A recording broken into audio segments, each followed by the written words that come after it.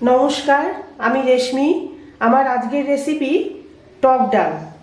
বাজারে এখন অঢেল আম পাওয়া যাচ্ছে। কাঁচা আম নিয়ে এসে এইরকম একটা আম আমি খোসা ছাড়িয়ে টুকরো টুকরো করে কেটে নিয়েছি। আর দু রকম ডাল দিয়ে করা যায়, মুসুর ডাল অথবা মটর ডাল। আমি আজকে মটর ডাল দিয়ে এই টক ডাল রান্না করব। তার জন্য আমি 1 কাপ, মানে চায়ের কাপের যে ছোট কাপ আমাদের, 1 কাপ মটর ডাল ভিজিয়ে রেখেছিলাম। হাফ চামচ নুন আর হাফ চামচ হলুদ গুঁড়ো দিয়ে আর ছোট 1 বাটি মানে 250 ml জল দিয়ে আমি এই মটর ডাল 4টে সিটি দিয়ে প্রেসার কুকারে সেদ্ধ করে রেখেছি। প্রথমে দিয়ে দিচ্ছি শুকনো লঙ্কা ফোড়ন। 1 চা চামচ সর্ষের তেল গরম করে নিয়েছি।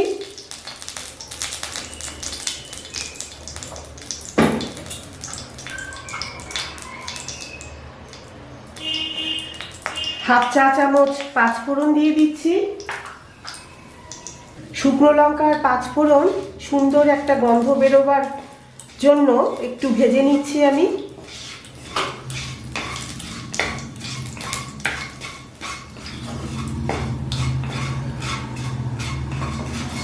ডালের সাথে প্রেসার কুকারে একেবারে আম দিয়ে নুন হলুদ দিয়েও সেদ্ধ করে রাখা যায়। তো আমি আগে প্রথমে ডাল সেদ্ধ করে নিয়েছি। এই কাঁচা আমের টুকরোগুলো একটু ফোড়ন ভাজা হলে ভেজে নেব। দুভাবেই করা যায়। 1 মিনিট ধরে ফোড়ন ভেজে নিলাম লো ফ্লেমে। এবার এই আমের টুকরোগুলো দিয়ে দিচ্ছি।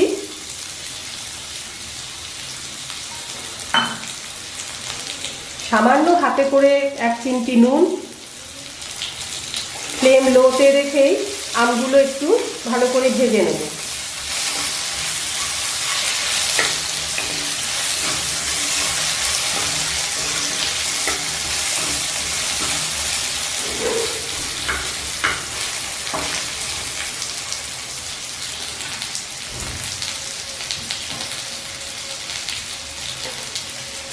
একটু ঢাকা দিয়ে দিয়ে ভাজবো যাতে তাড়াতাড়ি আমগুলো নরম হয়ে যায়। 1 মিনিট ধরে ঢাকা দিয়ে দিয়ে আমগুলো নরম হওয়া পর্যন্ত ভেজে নিলাম। সেদ্ধ করে রাখা মটর ডাল এবার দিয়ে দিচ্ছি।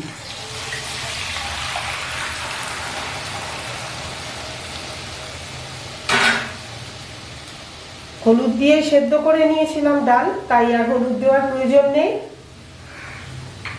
আর নুনও দিয়েছিলাম সেদ্ধর সময়, তাই জন্য স্বাদ মতো নুন, 1 চামচের থেকে একটু কম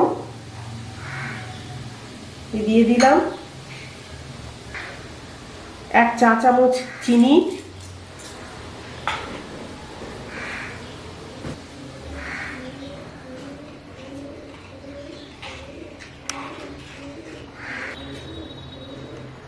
ডালের বাটিটা ধুয়ে গরম জল করে রাখা ছিল, সেটা দিয়ে দিলাম। এবার একটু ফুটতে দেব। ডাল ফুটতে শুরু করেছে। 30 সেকেন্ড মতো ডালটা একটু ফুটিয়ে নেব। তারই মধ্যে কাঁচা লঙ্কা একটু লাল রং দেখে আমি বেছে নিয়ে এসেছি, এগুলো দিয়ে দিচ্ছি ফ্লেভারের জন্য।